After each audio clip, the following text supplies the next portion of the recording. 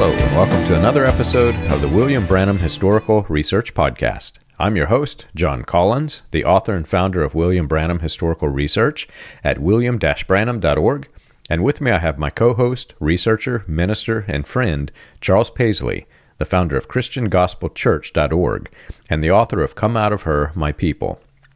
Charles, it's good to be back and to continue this discussion on the spreading of the message after the message should have imploded. And it's kind of funny when you think about how all of this came to be, because it really just should have fizzled out. And when you think of all of the charismatic leaders that thought that they were going to become basically the next William Branham as they're stepping up, from underneath them, this thing started growing and evolving and growing bigger and bigger. And it never really took it over. Charismania won, obviously. But it's kind of odd when you think of how this grew and spread afterwards. And I've mentioned before, my research was heavily focused on, the mid-1800s through 1965 when William Branham died. And then I kind of pick up again in the 90s whenever Branhamism started to come back into the United States through Paul Cain and others. But this area of history that you've researched, it's just fascinating to me, and I'm learning something new every day, even in the conversations we have before the podcast. So this is going to be a wild ride. I know, John. I'm looking forward to it. These things are very interesting to me too, John. And to me and you, our families lived right through this period of time. They were connected to lots of facets of what was going on, and they were at the very heart of these things when they were happening, right? And so besides that, having lived in Jeffersonville our whole lives, we have known the eyewitnesses that we've basically known all the key players through this period of time. We've got ways we can put things together just from that. As I think about how the message survived the death of William Branham, there are several factors I think that are really big keys to how it survived, and I've tried to talk about them in since we started this new series up until this point. And some of those factors are: number one, they found a way to plug all the holes in the religion caused by the death of William Branham. And the two sects had different ways to do it, right? The main sect used return ministry ideas as their short-term patch, and eventually they found ways to spiritualize other things. Whereas the sect of the message I come from went straight into spiritualizing everything. And so in that way was maybe a little ahead of the curve of what some of the other people in the main sect eventually did. That was one thing. Another thing that helped them survive was the full gospel businessmen. They were there to pour money into the movement at a critical point in time in order to keep it afloat and in order to keep it moving forward. The other thing that was really critical was there were truly 35 message churches with a dedicated group of followers to William Branham, even though they were divided into two sects by the time you come to 1969. And I do believe, John, the schism itself is part of what drove the expansion, because as the two sides are separating, they are a lot. Part of the original push of these guys that are going out all over North America is to get more people on their side to fight the other sect. That was a factor motivating all of this. And they were going out to all the places where William Branham had influence, and they were trying to draw people into their side of the schism. And it was actually that schism that started this first missionary push. I think we mentioned that in our last episode. And as that happened, and they're going out and drawing people into their side of this fight, just a natural side effect of it is they're picking up other people in these churches too, right? Because they're going to a church that had 2 or 3 or 4 or maybe several more than that, even people who were in William Branham's cult following, and they were trying to appeal to them. But as they made that appeal to them to join their sect of the message or their side of things, there's other people in the church that followed along too.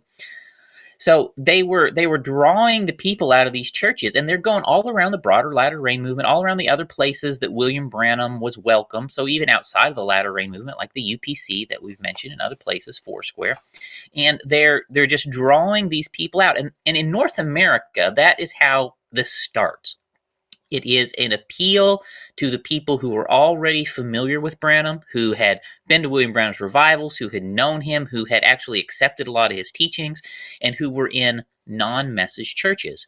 And as the leaders of these 35 original message churches go out all around to these places, they're convincing people here and there to separate from whatever church they're in, whether that's the UPC, whether it was Foursquare, whether it was the Independent Assemblies of God, whether it was the Full Gospel churches.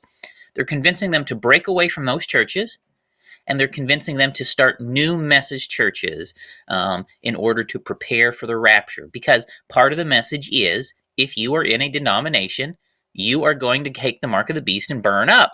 You're not going to get to go in the rapture. So you have to come out of her, my people, right? That's what the phrase "come out of her, my people" means. You must come out of every group and denomination, separate yourselves in order to prepare for the rapture. That's actually why I titled my book "Come Out of Her, My People," John, because as I would say, when you asked our churches, what is the message? We would say the message is, come out of her, my people. It's another phrase for the message. So that's exactly what they were preaching back then. And they were very successful around North America.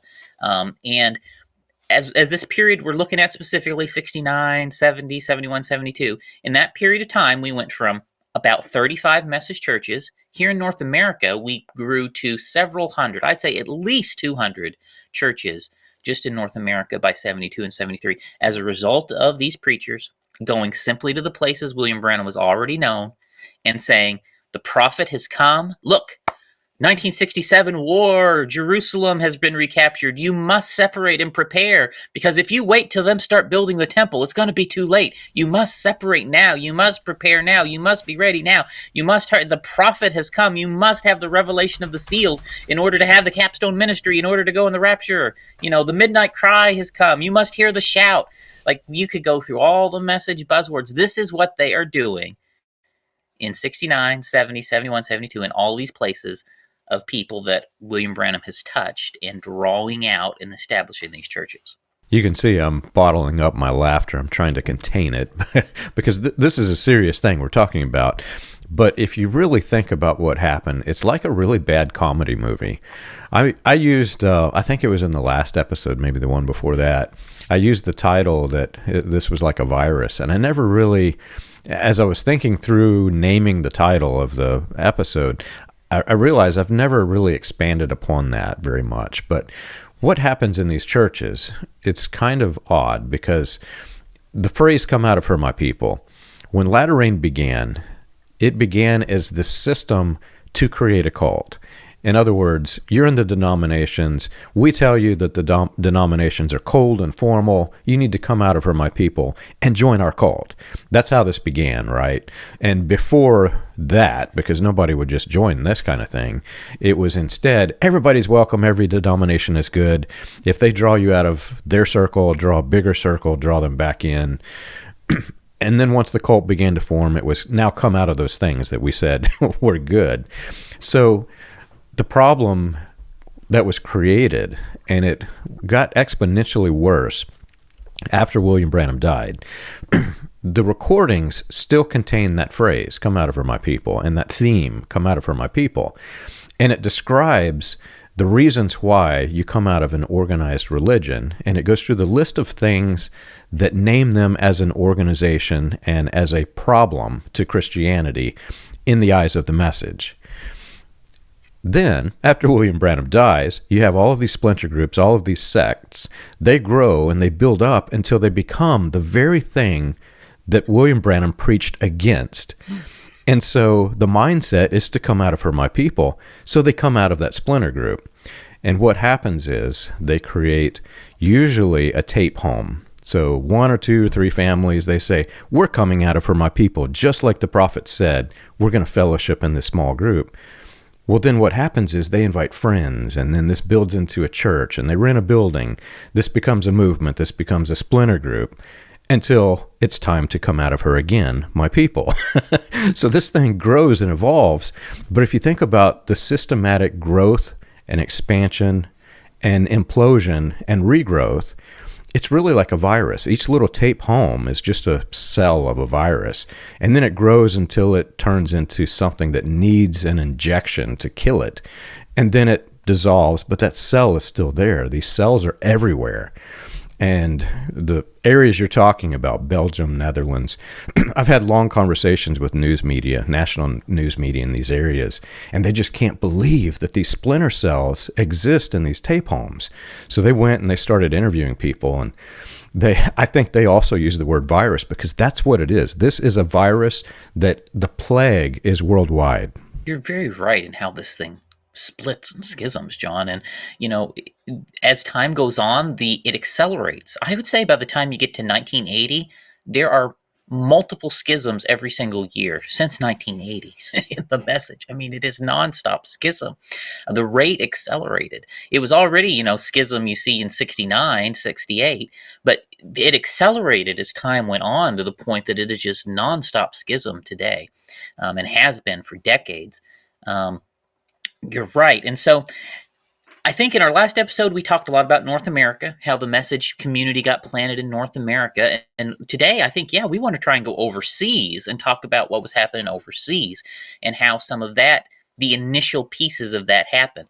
And the message as we know it today started really in these years. Right? Because as I mentioned, when William Branham died, there was only 35 message churches. The majority of message people were in churches of the broader latter rain movement. And you talk about the come out of her, my people, how that, still goes on today. Well, that was going on before too, because that come out of her, my people message, John, that was part of the latter rain movement. Like William Branham did not invent these things, ladies and gentlemen. If you think so, you've been fooled. The latter rain movement was teaching that before William Branham. Yeah. And these people in these churches were already of that mind. They had already come out of the denominations when they joined the independent Assemblies of God. That's what they thought they were doing then, right? These people had already thought they had come out of her, my people, only to discover, oh, wait, the independent Assemblies of God is another one we've got to come out of her, my people. And so that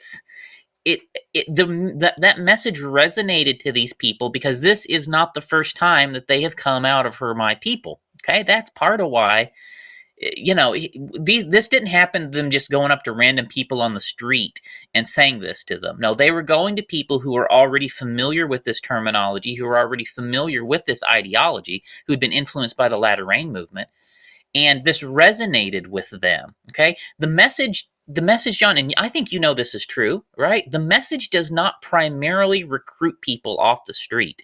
The message almost entirely, when it recruits new members, preys like a parasite upon the Pentecostal church world. Wouldn't you say that is exactly how it happened? We don't go convert random people. You go into you infiltrate. They infiltrate a Pentecostalish charismatic type church where all of this terminology and ideology has some existence already. And like a parasite, you suck life out of it. You suck people out of it and convince them you are, yes, you believe. Oh, the gifts of the Spirit, very good. Yes, the Godhead, you're right. They go down the list. But did you know that God sent a prophet? And that's how they appeal to them. And then once God sent a prophet. Now, you must get ready for the rapture. The Malachi, the prophet Elijah, has come to restore us to the perfect. Come, my brother, come to the message that will get you ready for the rapture.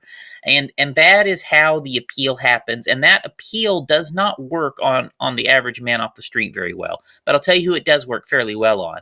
It works on a Pentecostal or a charismatic from this latter rainish background. It works very well on them. So that's what's happening in North America. But when you think about outside of North America, John, that don't work so well because the latter rain didn't have as big of an impact in Europe or Africa or South America at that time as it did, right? William Branham had toured a lot in America. He had got lots of people in America on his side. And so there was an ability to do that in America in a way that wasn't quite the same overseas. But as we move over to Europe and start talking about Europe today, John, I just hope our listeners will notice the same trend. It is the same sort of Pentecostal type groups where the initial successes happen overseas in Europe. So let's talk about the very first one, John, of how the message spread in Europe. There were three main missionary events or missionaries that led to the establishment of the European message community. And when William Branham died, there was one message church in Europe. It was Ewald Frank's church in Krefeld, Germany. At that time, they did not have their own building. They met in a rented hall, which they continued to do until about 1975 or 74. That's the year they actually built the Krefeld Free Mission. I believe it was 74. It's corrected. I believe it's right in the last edition of the book. But 74. But they were the first church, but they were not the only European message believers. And the first one I want to talk about today, John, is a man named Levi Larson. Levi Larson. We mentioned him back when we did the historical research podcast. Now, who is Levi Larson? Levi Larson was one of the international missionaries of the message. He was a Norwegian.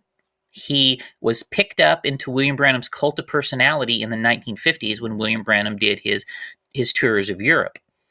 And he moved back to Jeffersonville. He was just intrigued by William Branham. He moved to Jeffersonville and he started attending the Branham Tabernacle, John. And of course, he absorbed the message, being in the Branham Tabernacle. And through those years, Levi Larson, the way the message churches were here in Jeffersonville back then is they staggered their services. So there was a message church service every single night of the week. So Monday, you could go to Don Ruddle's church.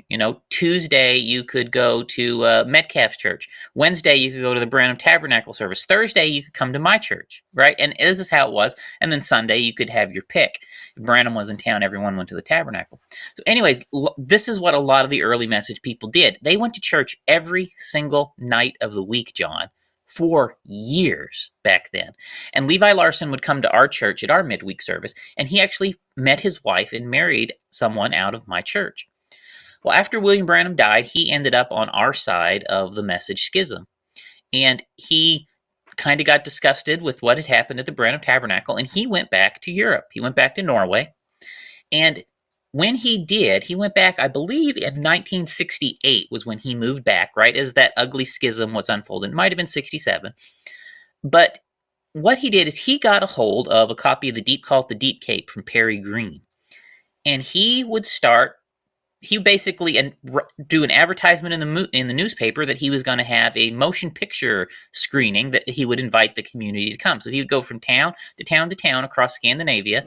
He would play the Deep Call the Deep video, and he would invite the local community through the newspaper. They'd watch the Deep Call the Deep, and it was the same pitch. Hey, did you see the goiter fall off that woman? Did you see that precious little Carol Ruth Strubler healed of leukemia, who actually died 2 weeks later? And he would convince them, hey, this is the prophet. He's come to Norway, and he's come to Scandinavia, and look, the temple has been built in Jerusalem, or the temple's going to be built in Jerusalem because the Jews just took over Israel, Jerusalem. And the same sort of a pitch. And he would convince them, now it's time to come out of the church that you're in. And the people that he's attracting, John, are guess who? Members of the Independent Assemblies of God. The Independent Assemblies of God actually had a very strong presence in Scandinavia. And those churches were really who sponsored William Branham's tours over there. And so Levi Larson is touring Denmark, Norway, Sweden, Finland, that area, doing this, and he is planting the original churches of Scandinavia as he does this, using the same pattern that's following over in Europe. He is attracting people who are Pentecostals of the Independent Assemblies of God. He's pointing out the stuff about William Branham. They already have some familiarity with him. And he's convincing them to come out and start their own churches. And as he's doing that, he is also attracting some non-message people to those events. And they're also, or I should say some non-Pentecostal people to those events, and they're also coming out. And he plants, I want to say, roughly 40 churches, house churches at that time, in Scandinavia in 69, 70, 71, 72. It's a dramatic planting of message churches in Europe. And at the time when they all start, John, they're all churches of my sect. Okay, just the same as Eastern Canada. Later on, we'll explain how they break up and they end up going other sects and stuff, same as Eastern Canada. They eventually broke up and some of them went to other sects of the message. But there at the start, all the churches in Scandinavia were originally part of my sect of the message, John. And another thing contributing to its spread, if you take the early years of latter rain, all of the things that latter rain was built upon, specifically the turmoil, the global turmoil that existed with World War II, there were a lot of religious themes that gained a lot of steam, especially in the years shortly after World War II. Those themes made it into the message, and they became core foundation of the message. For example, William Branham's prophecies, many of them are about events that happened in World War II. Well, this grew. You had the women's lib movement, etc., that kind of brought a resurgence to this in the 60s. The themes that William Branham preached against the heaviest became a significant problem in the 60s, and then they kind of faded out. Well, you see this weird reemergence of everything that he was preaching against prophetically in different ways. It didn't come out exactly as his prophecy said, but they reemerged. You had things like the what's it called? I think it's the Warsaw Pact, where there's trying to bring peace together. Well, in the mid-70s, there becomes this significant conflict between NATO and the Warsaw Pact treaties, and there's fear that Russia is not going to honor the Friendship Pact, and so everybody starts building this massive arms race, right? Well, these message ministers use this to help grow all of this mess, because they can actually bring in people who've never heard the message before, some of them not even Pentecostal, and say, look, this guy from back in the 1940s is saying exactly what we see right now. And they don't tell them that, no, it's quite a bit different than what he said, because he was referring to a different time period. But they find all of the similarities, they list them, they bring the people in together, and they say, this is what he prophesied. See, it's exactly dead on. And the people get hooked and sucked into the cult before they actually realize, no, this doesn't quite match, but this is a different era, everything's different.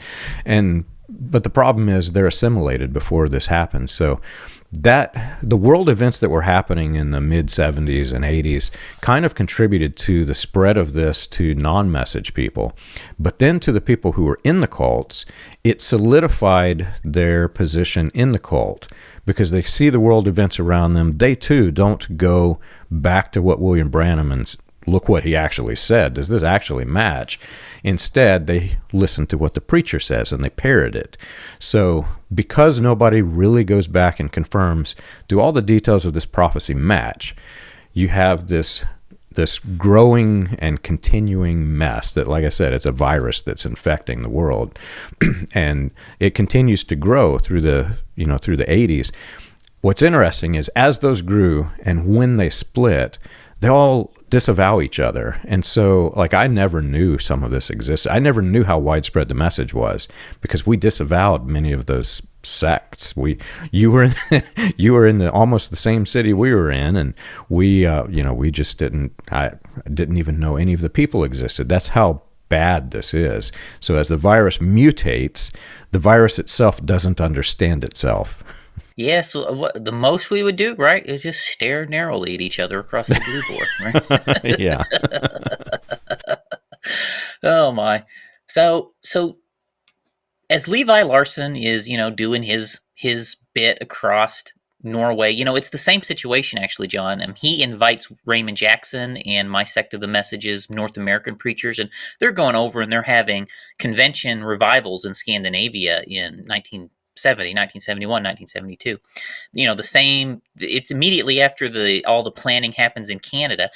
Time-wise, the planting in Europe is happening at the same time as the planting in Canada, but the preachers go to Canada a lot in 69 and 70, but then it's 70 and 71 that they start taking on Europe. So Canada gets the first big emphasis, as these years unfold, and then Europe comes in a year and two later, getting the emphasis and treatment from the North American preachers.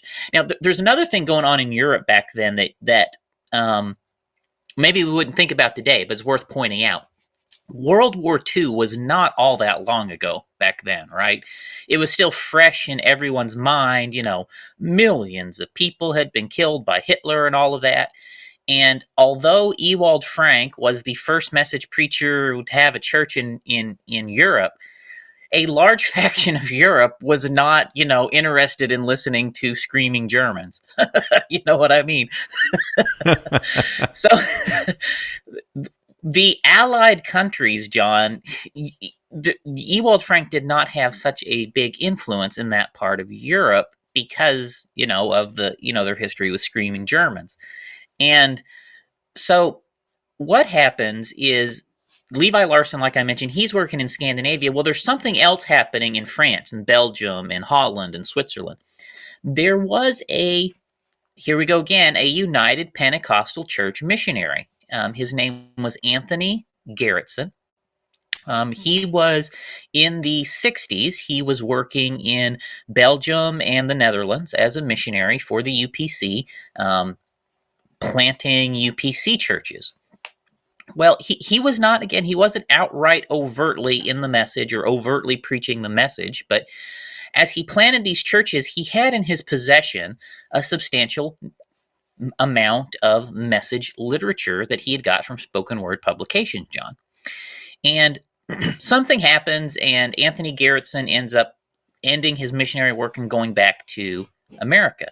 But as he does, he leaves behind all of his message literature in his office at the church, at a UPC church in Belgium. Guess what happens? The people in the church, after he leaves, goes in his office and they discover the spoken word books that the UPC minister had left behind. And they're thumbing through them and they begin to realize this is what he was preaching to us. And they're like, oh, wow, we found, the source of the revelation. And they start learning about the prophet as they're reading the books, the message literature that the UPC missionary left behind. And what happens in, I believe it's either 1968 or 1969, I believe it was 69, they reach out to spoken word publications and they say, we would like more. Okay, all right, they're hooked now, aren't they, John? We would like more. Yeah. And so, please send us some missionaries from the message. And so what happens? They start sending message preachers over to this UPC community in Belgium, northern France, the Netherlands, Switzerland. And the message preachers are invited to tour around there. And well, guess what happens? They start to create message churches all through that area. And so how that breaks down, John, is you end up with several, I want to say in the neighborhood of 25 message churches in Belgium, in France, in the Netherlands, in Switzerland, and they eventually move over, they plant some in the UK. But this is what plants the original message churches, John, in that part of the world. They weren't out of Ewald Frank's. This is what a UPC missionary accidentally planted the message churches in that part of the world. I got more to say about it, but I'll let you have a turn. Yeah, I'm dying laughing, man. The irony of this is so unbelievable because we've talked about it before. William Branham did not understand the Bible that he taught from, and they respect him as a Bible teacher. And so whatever he says, no matter how insane it is, the ministers will parrot that. And one of my favorite mistakes that he made sums up the whole ministry, and it really sums up what this guy did by leaving all of the materials behind. William Branham falsely taught the people to believe that when the Bible says, where the carcass is, the eagles will gather, that the eagles are the good guys and the carcass is his words. That's literally what he taught. And if you understand what that phrase meant to the people who don't read the Bible and who don't really understand what the word carcass means, it means where the rotten, nasty corpse is laying, the birds of prey are going to come and rip the flesh out of it because they're birds of prey and they don't eat the good stuff. They eat the rotten flesh. So William Branham taught that his words, the things that were left behind by this minister, that all of these people came, it matches perfectly, man. Where the rotten, nasty corpse is laying, there's where the vultures are going to come. Have you ever wondered how the Pentecostal movement started, or how the progression of modern Pentecostalism transitioned through the latter rain charismatic, and other fringe movements into the New Apostolic Reformation? You can learn this and more on William Branham Historical Research's website, william-branham.org. On the books page of the website, you can find the compiled research of John Collins, Charles Paisley, Stephen Montgomery, John McKinnon, and others, with links to the paper, audio, and digital versions of each book. You can also find resources and documentation on various people and topics related to those movements. If you want to contribute to the cause, you can support the podcast by clicking the Contribute button at the top. And as always, be sure to like and subscribe to the audio or video version that you're listening to or watching. On behalf of William Branham Historical Research, we want to thank you for your support. As these churches get started in this part of the world, in this part of Europe, and France, and Belgium, and the Netherlands, and Switzerland, they form a special relationship with a man named Tommy Dillard. Tommy Dillard was a minister of another message church here in Indiana, Fort Wayne, Indiana. His church was called Charity Tabernacle in Fort Wayne. Charity Tabernacle was planted. It really took off in, I want to say, 69 and 70, right in that same time period. It wasn't too big back then, but it was a church that I believe had actually got started out of, I mentioned there was a radio station in Lima, Ohio that the message set up, funded by the Full Gospel Businessmen. Anyways, that is what I believe recruited his church into the message. He heard that radio broadcast, they joined the message. Anyways, he ends up forming it was a good-sized church, a special relationship with these new churches in Europe that I've mentioned. And they're touring a lot, and he ends up introducing them to Joseph Coleman, John. And a lot of the churches in that part of Europe end up in the Thunders, which we're going to talk about the Thunders at some point. So, but at first, they're main sect, okay? They're main sect, but they're going to turn into the Thunders. So if you think about this now, we've got two message factions operating in Europe, my sect, the sect that's mostly going to turn into the Thunders, the main sect. And then we've also got Ewald Frank. And he's the one I think we should probably talk about the most, because it's by far the most important. Ewald Frank ends up the leader of the second largest sect of the message in the world, and very, very, very important figure in the message. So his church, John, like I mentioned, in Crefeld, his church started out as just in rented halls. It wasn't a building. They didn't get a building until, I believe, 1974, when they built the present Crefeld Mission Center there. And what was going on there that let him be so popular? How did he grow so big? And the initial answer, John, is that he had a radio program on Radio Luxembourg. And that program, and maybe some people over there in Europe who are familiar with this might be able to give us a little more information about the frequency, but my understanding, it was a weekly radio program. I believe it was a 20-minute long program on Radio Luxembourg. In that 20-minute program, he would preach a little sermon, and oftentimes he would include things that would attract people to the message.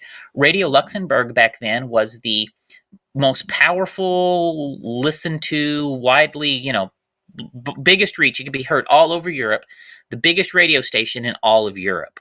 It could reach any part of the continent. And it was a German language radio station. And back then, Germany was the most widely spoken language in Europe. So that was, if you wanted to get as most people in Europe as possible, as wide a reach as possible, Radio Luxembourg could reach the largest number of people in Europe. And so just like in the Midwest, the radio station is helping attract people to the message community. In Europe, Ewald Frank's program on Radio Luxembourg is attracting people to the message.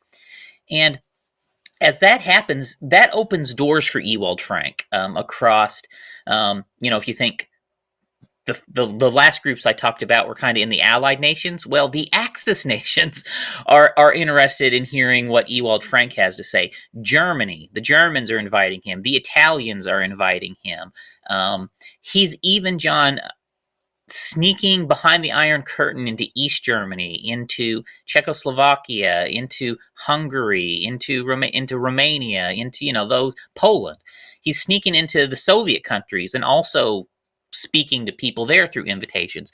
So he's basically through that whole, I'll say, Axis Europe and Eastern Europe, he's planting churches and making contacts through that radio program. And as he's invited, he will go to those churches.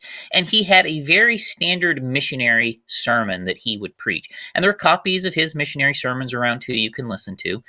And he would go the same similar pitch. He would go to Malachi 4. He would say, the prophet of Malachi 4 has come. I was an eyewitness. Here's the things I saw. And what you need to do is you need to prepare for the rapture. To prepare for the rapture, you need his message. And here I am to share his message with you. And so Ewald Frank is basically doing that. And that is how he plants many of the original message churches in, I'll say, Axis Europe and Eastern Europe. And through that period of time, John, I would say he plants, based on what I've been able to kind of estimate and through talking to people, I would say he plants somewhere in the neighborhood of 50 message churches by 1972 and 73. Most of them are house churches. None of them are formal church buildings in this phase. A few of the larger groups have rented halls, but that's what he's doing up through 71, 72 in that period of time. And the very first church building of his sect that actually gets built was built in 74 when they built their own church.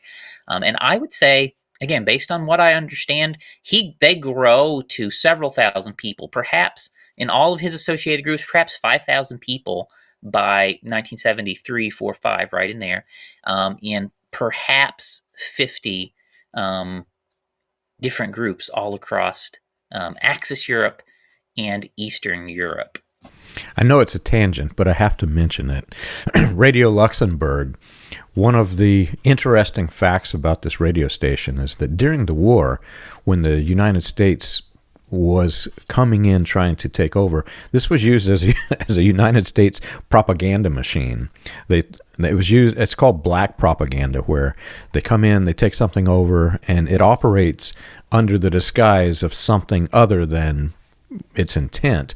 But the United States was basically using it to push propaganda to try to sway, basically psychological warfare is what this is. And then when you think about Ewald Frank using this, well, it's using psychological warfare for the message cult. So the connections, it's really weird to think about it. I know that we could probably spin off and do 5 episodes on Ewald Frank and his history and his connections. And we will.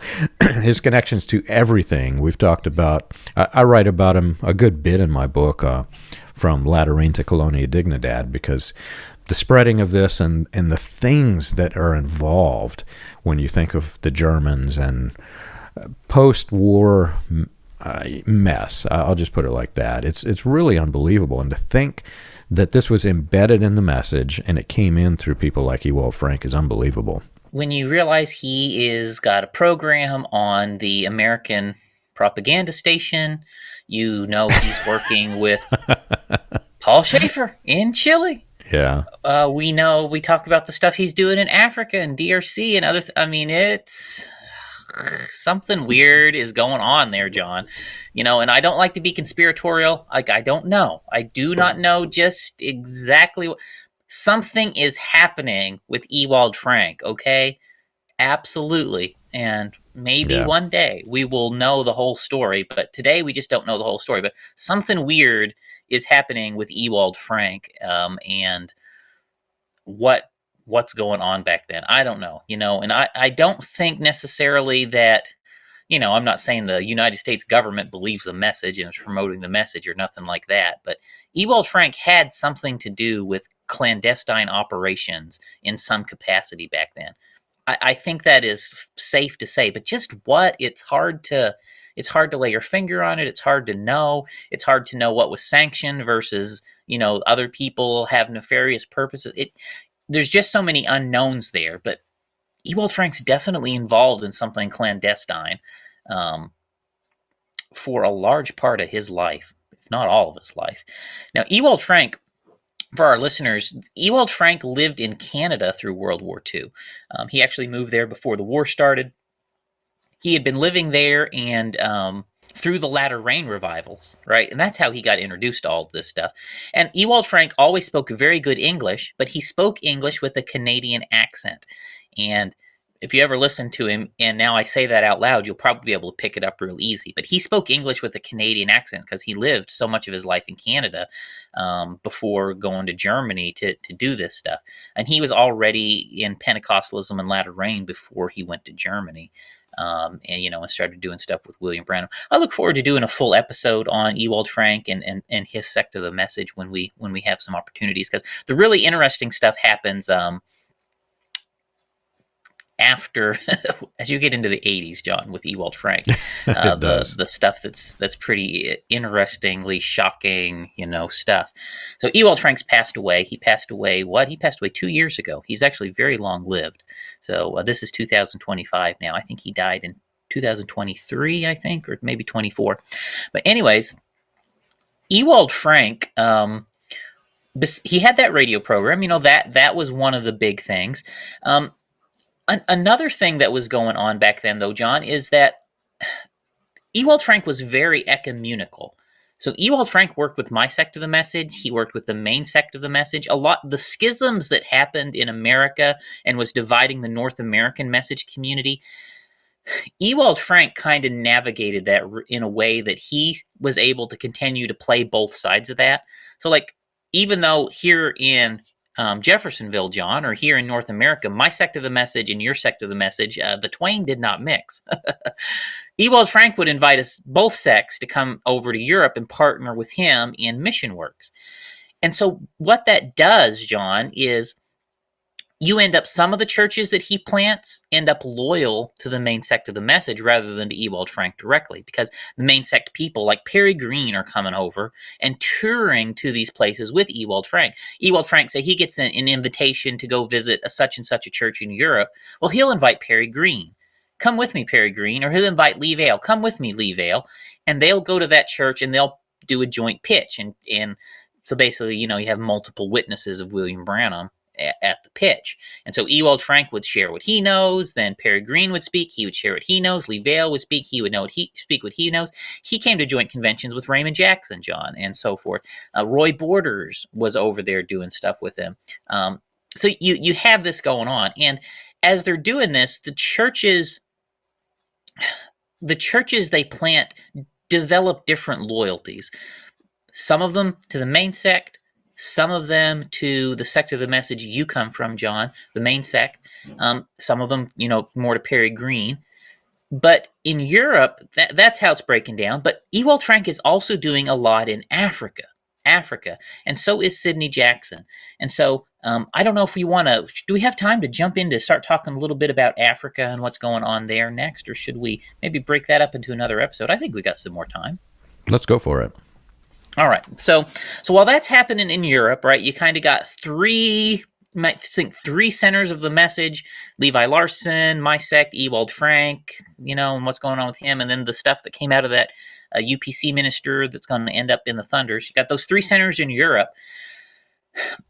Sidney Jackson is working with the group that came in through the UPC mission, the UPC guy. Sidney Jackson's visiting them, and they're kind of aligned with the main sect. And Sidney Jackson and Ewald Frank are also working together. Now, who's Sidney Jackson? Let's talk about Sidney Jackson a little bit. Sidney Jackson was a message polygamist. He lived in South Africa. He met William Branham in his South African tours. He ended up coming back to the United States with William Branham at a certain point. I don't know the exact time he moved to the U.S. I want to say it was the 60s, right? They had known each other for quite a few years. I want to say it was about 62, maybe, that he came back to the United States. And he came back right before I think they moved to Arizona. And then he made the move to Arizona with the deity cult, which makes you wonder, right?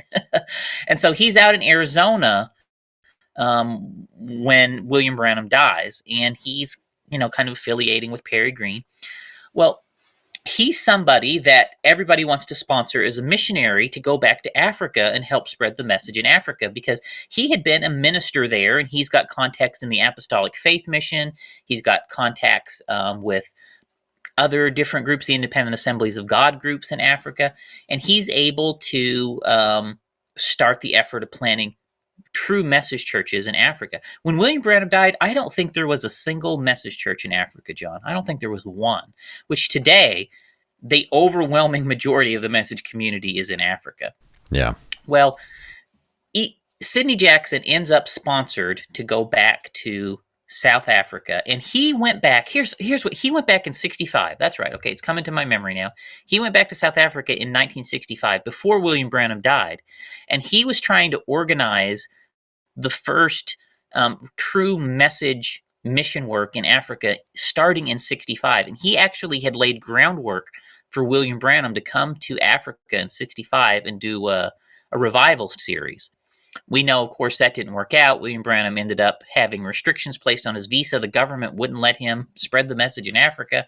We talked about that in our historical research podcast. But anyways, the first attempt to do mission work as the message in Africa crashed and burned in 65. Sidney Jackson ends up coming back after that for the funeral. And then they all decide, okay, we're going to sponsor you. Hey, folks, Gospel Businessmen, pony up some money. We're going to sponsor you to go back to Africa and start a mission network in Africa. So that's what happens. Sidney Jackson goes back to South Africa after William Branham died, 66, 67. As the schisms are unfolding here in the U.S., he ends up aligning on the main sect side of the schism. And he, John, is planting message churches and recruiting the very earliest message churches in Africa. He's doing that in South Africa. He's doing that in Zimbabwe. He's doing that in Rhodesia. Basically, the southern third of Africa, English-speaking Africa, is where he's doing that. And at the same time, he's taking occasional trips to Europe. He's visiting message churches in Europe. And we'll talk about, there's a little bit in South America he was doing, but most everything he was doing was in Africa. And he continued to do that up until he died. One of the things that made the message appealing to tribal Africans, John, was the fact that polygamy was allowed. Okay? Most Christian missionaries going into Africa don't tell them, yeah, you can be polygamous, okay? Yeah, have as many wives as you want. But the early message missionaries did, John. Yeah. Sidney Jackson did, okay? And the polygamy was an important drawing card to the early message communities that were established by Ewald Frank in tribal Africa, okay? Now, the very original message people in Africa were either white or Indian, right? I am not aware of any African message believers. I'm aware of white African message believers and Indian African message believers from those early days, but I'm not aware of any African message believers when William Branham died. They were all recruited after he died, as far as I know. And Sidney Jackson is the guy planning all of these there in South Africa. Now, there's more I want to talk about, but that's the first group. And Sidney Jackson died in, he died in 84, I think. He died not too terribly long after William Branham, maybe 15 years after William Branham. But he passed away early on, and most of the churches that he planted ended up aligned to the main sect of the message, loyal to Voice of God, or some of them loyal more so to Perry Green. But it's the same thing. And Ewald Frank and Sidney Jackson, as he did his tours, he would invite Ewald Frank on some of those. Ewald Frank developed connections through that. Perry Green came on quite a few of those tours. And so anyways, that's how a lot of the very first African churches in the southern tier of Africa got started. And an interesting fact about Sidney Jackson and his connections to the NAR, for the people who are looking at this podcast and the research as it connects to like Bethel Church, etc. The Apostolic Faith Missions, that's the group that's planted by John G. Lake. So when he went over into Africa and he's escaping the murders of that were happening in Zion City. If you read that research, it looks pretty well that that's what's going on. And he creates this fake stage persona. You can go read the critical examinations of John G. Lake's history. He's doing some schemes. I'll just say it like that.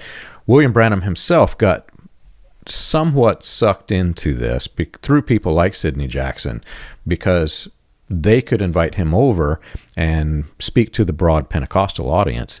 And like Charles said, the message was very compatible with the polygamy sects that were growing. And back in the United States, nobody really knew that William Branham was doing this. He was actually supporting polygamy in Africa, and then he'd come back to the United States and he would somewhat pretend, but yet not outright say that polygamy was wrong. So you find many message ministers in the United States today who will fight and say William Branham was against polygamy. In fact, I think there's a letter from Voice of God headquarters, if I remember correctly, that says something to that effect. But the people in Africa remember what he said, and they go back to the Sermon, Marriage, and Divorce, where he says that there was a covenant of polygamy described in the Bible, and that's what they stand upon. So this grew into this big mess. But what's really weird, Charles, William Branham's fame kind of fizzled out after the sanctions against him because of the Latter Rain movement, and he never really grew to the same popularity that he had before those sanctions. But now in Africa, he's actually extremely popular, more popular so than when he was alive. And you can go look it up. I've seen a few of them, but there are national Christian television networks in Africa that are playing message ministers and having interviews with them about William Branham. And it's grown into this weird thing where he's dead, but now he's more popular in Africa than he was in the United States when he was alive. I was reading some interesting stuff about John Lake here recently, and one of the things that I came across, and it seems to be true from different sources, was that John Lake's wife died of malaria while he was in Africa as a missionary. And after he died, John Lake took a underage concubine, I guess is what you'd call it, John. And in that sense was a pedophile child molester, okay, on a younger girl after his wife died. And that actually played a role in him being needing to come back to the United States because the news of that got out in Africa, what he was doing. And so he had to leave, that and come back to America. So John Lake is, there's so much stuff about him in the message they never told us. They never told us about the people he killed in Zion. They never told us about his financial schemes that he went to jail for. They never told us about the underage pedophilia when he was in Africa, okay? So John Lake is so problematic now that we look at him in the way that's the truth. And Sidney Jackson is a polygamist in the Apostolic Faith Mission who was converted during the days that John Lake was in South Africa. And as this polygamist converted into the Apostolic Faith Mission, he then joins the message when William Branham comes to town, and then becomes the lead message missionary in the southern portions of Africa after William Branham's death, and plants the early message community in that region. Okay, ladies and gentlemen, this is not a good history. You can't make this up.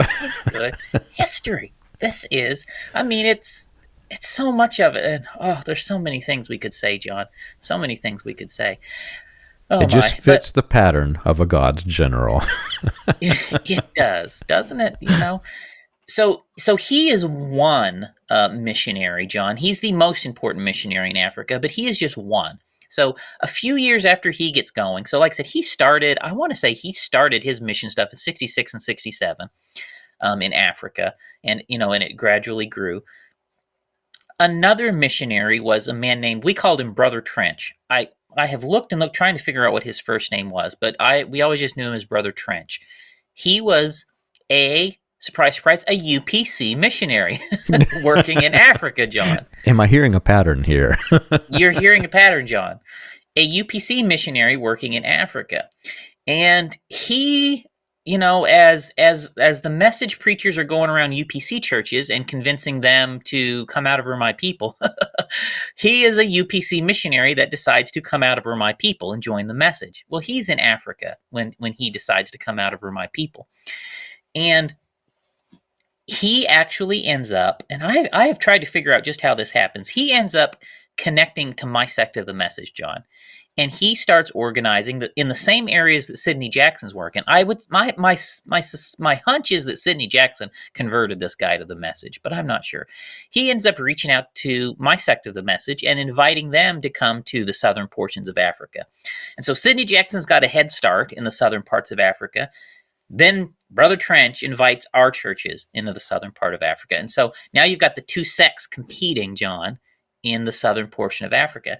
And while Sidney Jackson has a lot of the white message community, and he's doing mission work to the African or the black message community, or black people in Africa, my sect of the message comes in and they start doing outreach, especially to the Indian message community. There's a lot of Indian people in the English parts of Africa, especially back then.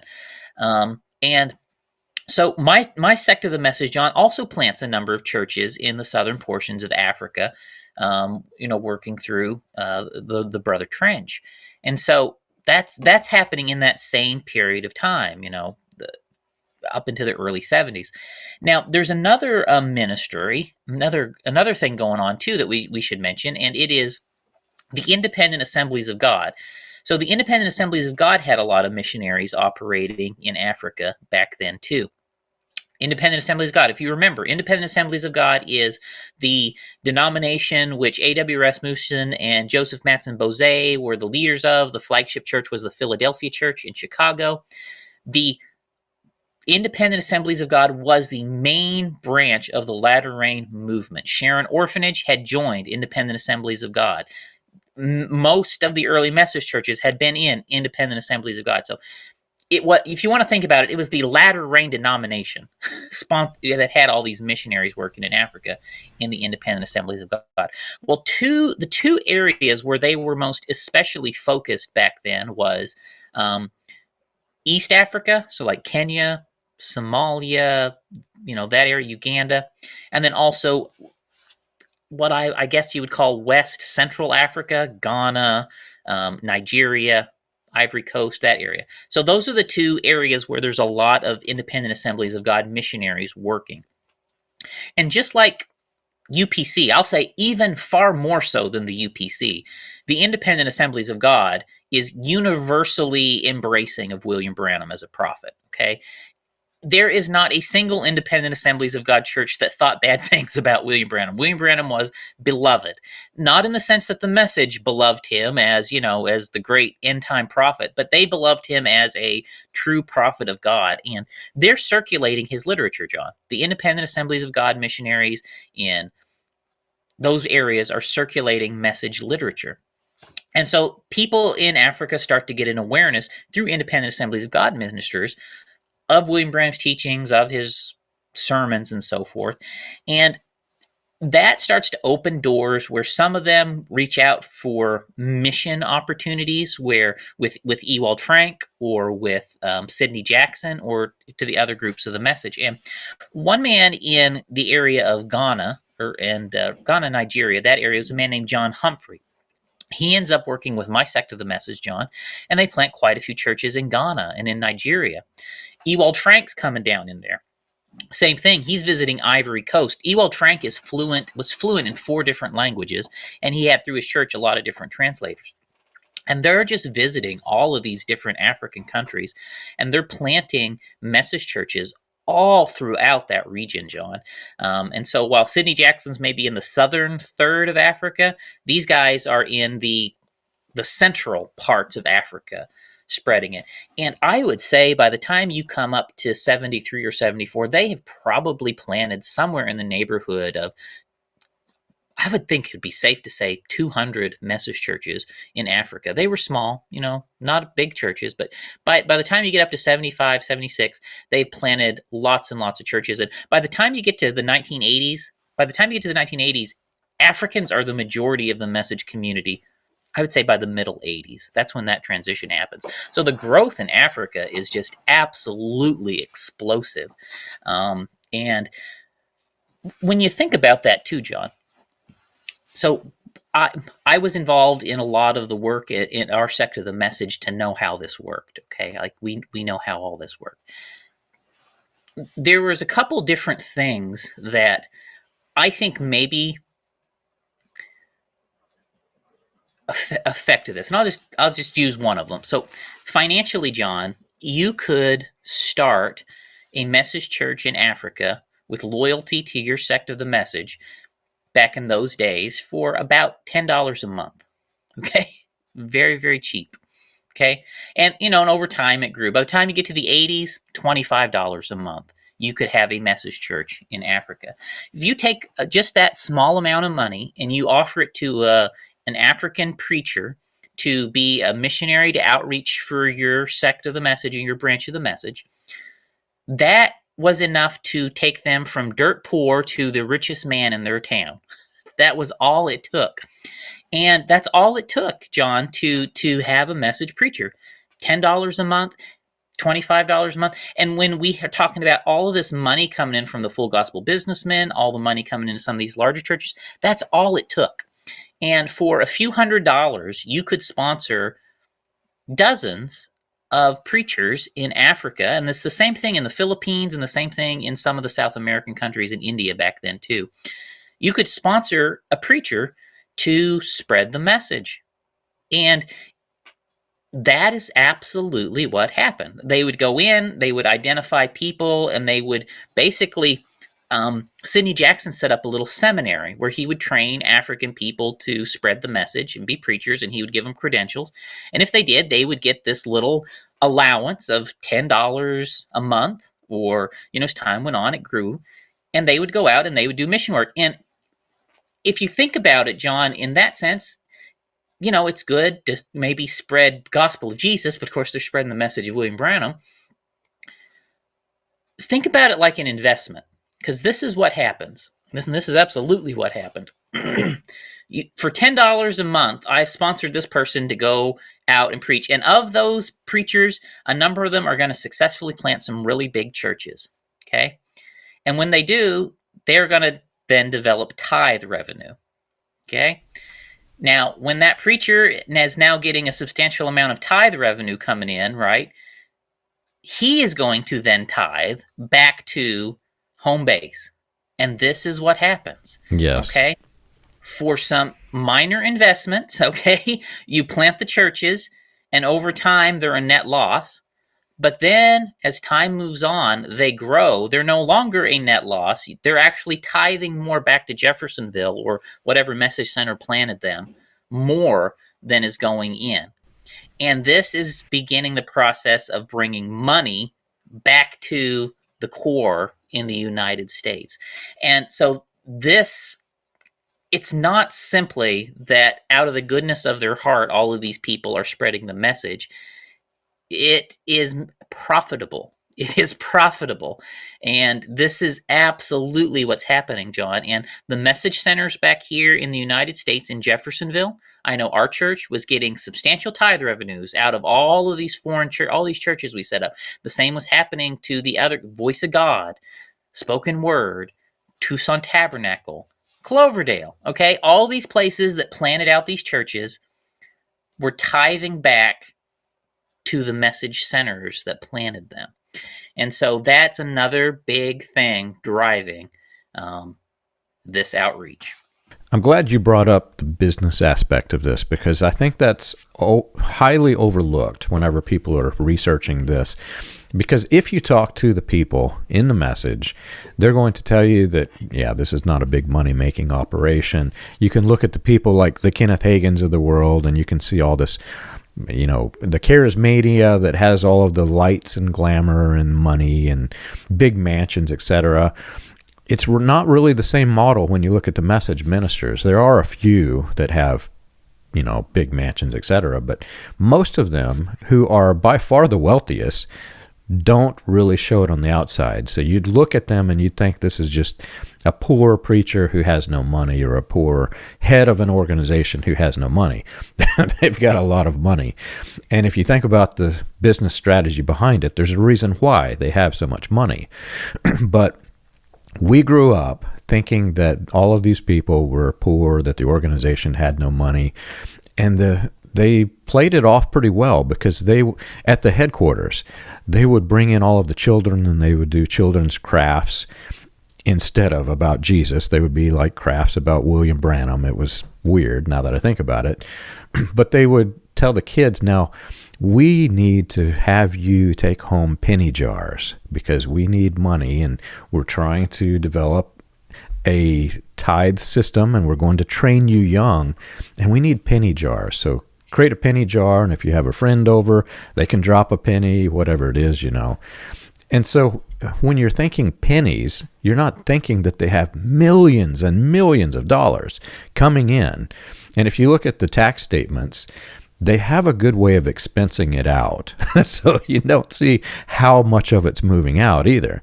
And so you get this wrong vision of what this thing is, thinking they're just doing God's work. But no, this is a business. It's a business strategy. The whole thing it reeks of business strategy. It's pretty bad, but there's much more to get into. I think we'll cut it off here, because next episode we get to talk about what happened in South America, which is fascinating to anybody who's, especially if you've read the book on Colonia Dignidad, or if you're familiar with the documentaries on History Channel, etc. It's a fascinating story, so I'm excited to get into that one. I'm looking forward to it too, John, because we've still got to talk South America. We've got to talk about India. We've got to talk about the Philippines. We've got to talk about the Caribbean. And hey, I think we can throw some Australia and New Zealand in there of what was happening in these years, because we're going to explain how the message got planted in all of the world. That way people can know how to connect the dots.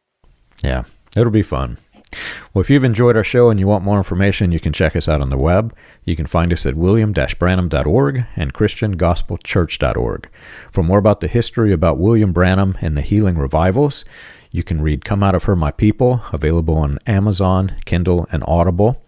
For more about the dark side of the New Apostolic Reformation, you can read Weaponized Religion, From Christian Identity to the NAR, available on Amazon, Kindle, and Audible.